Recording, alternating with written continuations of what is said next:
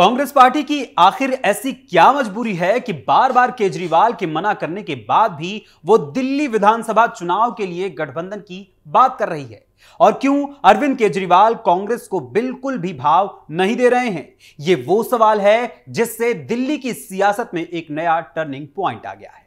नमस्कार, capital TV देख रहे हैं आप और आप सभी का स्वागत है हमारे खास प्रोग्राम टर्निंग पॉइंट में।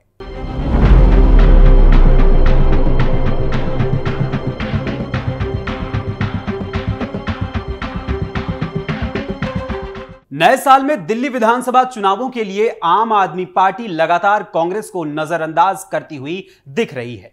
पिछले 2 हफ्तों में दूसरी बार आम आदमी पार्टी के संयोजक अरविंद केजरीवाल ने कहा कि आगामी दिल्ली विधानसभा चुनावों के लिए आम आदमी पार्टी और कांग्रेस के बीच कोई भी गठबंधन नहीं होगा।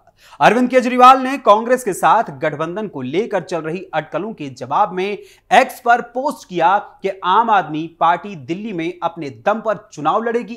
कांग्रेस के साथ किसी भी प्रकार के गठबंधन की कोई संभावना नहीं है, पर इसके बावजूद कांग्रेस को लगता है कि दिल्ली में आम आदमी पार्टी उनसे समझौता जरूर करेगी। अरविंद केजरीवाल बार बार कर रहे अनदेखा। 1 दिसंबर 2024 को अरविंद केजरीवाल ने यह क्लियर कर दिया था कि दिल्ली विधानसभा चुनावों के लिए कांग्रेस से आम आदमी पार्टी कोई गठबंधन नहीं करेगी।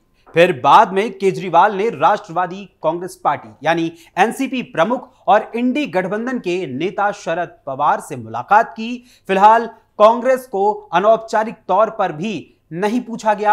आम आदमी पार्टी के राज्यसभा सांसद राघव चड्ढा, जो पहले कई बार इंडी गठबंधन की बैठकों में हिस्सा ले चुके हैं, उन्होंने 11 दिसंबर को पत्रकारों से कहा, मैं ये स्पष्ट कर रहा हूं कि आप आगामी दिल्ली विधानसभा चुनाव अपने दम पर लड़ेगी।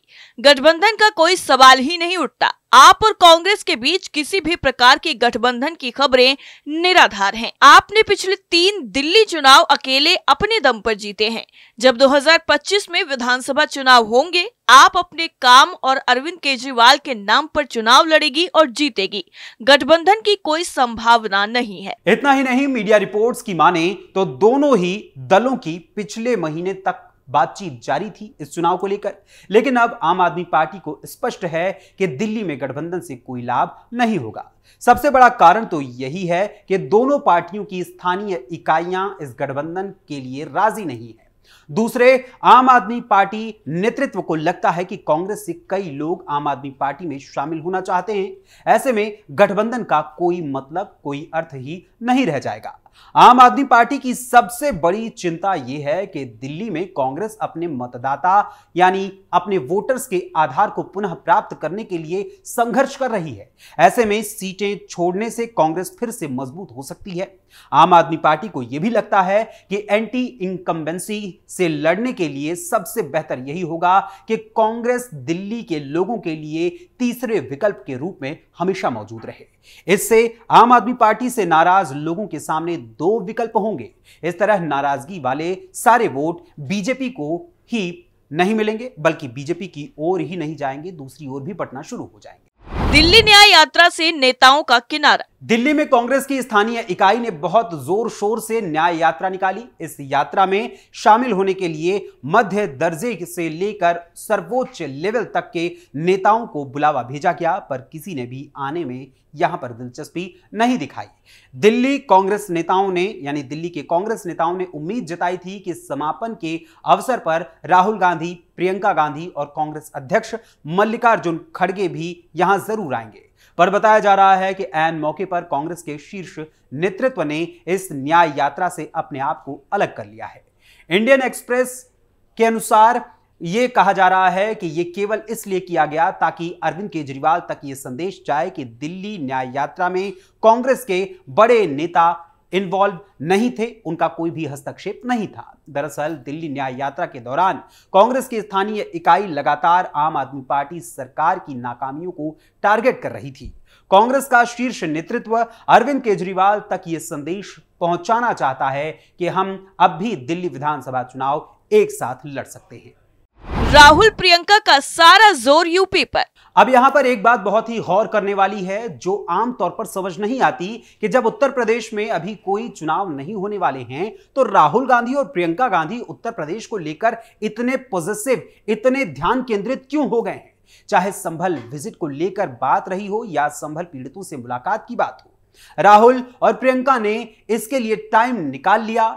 इतना ही नहीं, हाथरस में पिछले साल हुई दलित लड़की के रेप के बाद, उसकी मौत के पश्चात अब 1 साल बीत जाने के बाद उस पीड़िता के परिजनों से मिलने के लिए गुरुवार को राहुल गांधी हाथरस भी पहुंचे थे, जबकि उन्हें सदन में होना था। दिल्ली में न्याय यात्रा के लिए उनके पास टाइम नहीं है, बल्कि वो हाथरस पहुंच रहे हैं और सदन से भी अपने आप को बाइकआउट कर रहे हैं। साफ जाहिर है कि कांग्रेस की प्रायोरिटी में दिल्ली विधानसभा चुनाव है ही नहीं। कांग्रेस दिल्ली में अरविंद केजरीवाल के सहारे ही नैया को पार करना चाहती है। अभी उसके टारगेट में अपने सहयोगी समाजवादी पार्टी के मुखिया अखिलेश यादव ही हैं, इसलिए उसका फोकस यूपी पर बना हुआ है। उत्तर प्रदेश पर पूरी तरीके से वो फोकस्ड है। कांग्रेस की स्थानीय इकाई का जोर या दबाव की रणनीति। हालांकि कांग्रेस की स्थानीय इकाई का अब भी मानना है कि दिल्ली विधानसभा चुनाव कांग्रेस अकेले ही लड़ेगी और वो इसके लिए पूरी तरह से तैयार है। दिल्ली कांग्रेस के मुखिया देवेंद्र यादव कहते हैं कि दिल्ली विधानसभा का चुनाव अकेले ही अपने दम पर हम लड़ेंगे और हम फिर से सत्ता में आने के लिए मजबूत स्थिति में हैं। हम किसी भी प्रकार का गठबंधन दिल्ली की भ्रष्ट सरकार के साथ नहीं करने वाले हैं। देवेंद्र यादव का यह भी कहना है कि आगामी 10 दिनों के अंदर कांग्रेस उम्मीदवारों की पहली सूची जारी कर देगी। कांग्रेस का दावा है कि पहली सूची आने के बाद आम आदमी पार्टी दबाव में आ जाएगी। यादव का यह भी कहना है कि कांग्रेस उन सीटों पर अपने प्रत्याशियों की घोषणा करने जा रही है जहां से अभी आम आदमी पार्टी के प्रत्याशी तय नहीं किए गए हैं। देवेंद्र यादव की बातचीत से लगता है कि कांग्रेस पार्टी भी दबाव की रणनीति पर काम कर रही है। स्थानीय इकाई आम आदमी पार्टी की हार्डकोर विरोधी है। दूसरे, कांग्रेस अपनी पहली सूची में उन जगहों पर प्रत्याशी उतारने की कोशिश कर रही है, या यूं कहें कि उतारने जा रही है, जहां से आम आदमी पार्टी ने अपने प्रत्याशी अभी तक नहीं बनाए हैं। यानी साफ है कि भविष्य में दोनों पार्टियों के बीच बातचीत की गुंजाइश लगातार बनी रहे, ऐसा कांग्रेस चाहती है। आप में बगावत के आसार। वहीं दूसरी तरफ दिल्ली में आम आदमी पार्टी के अंदर टिकट बंटवारे को लेकर अब बगावत के सुर उभरने लगे हैं। दिल्ली विधानसभा चुनाव 2025 में टिकट काटे जाने के विरोध में कई विधायक दूसरी पार्टियों के संपर्क में भी आ चुके हैं। खबरों के मुताबिक यह बताया जा रहा है कि आम आदमी पार्टी के पूर्व विधायक लगातार दूसरी पार्टियों से संपर्क बनाए हुए हैं। सीलमपुर के विधायक ने तो पहले ही पार्टी छोड़ने का ऐलान भी कर दिया है। आम आदमी पार्टी ने अब तक 31 उम्मीदवारों की सूची जारी की है, जिसमें 18 विधायकों का टिकट काट दिया गया है और कई और विधायक हैं जिनको टिकट कटने का डर सता रहा है। ऐसे में उन विधायकों ने अब कहना शुरू कर दिया है कि अन्ना आंदोलन के समय से जुड़े नेताओं को पार्टी में तरजीह नहीं मिल रही है। आम आदमी पार्टी की दूसरी लिस्ट में त्रिलोकपुरी से मौजूदा आम आदमी पार्टी विधायक रोहित कुमार का टिकट काटकर अंजना पारचा को टिकट दे दिया गया है। रोहित कुमार ने टिकट कटने पर कहा कि वो जी हुजूरी करना नहीं जानते हैं, स्वाभिमानी और खुददार हैं। रोहित कुमार अब अरविंद केजरीवाल के खिलाफ नई दिल्ली विधानसभा सीट से लड़ने की बात करने लगे हैं।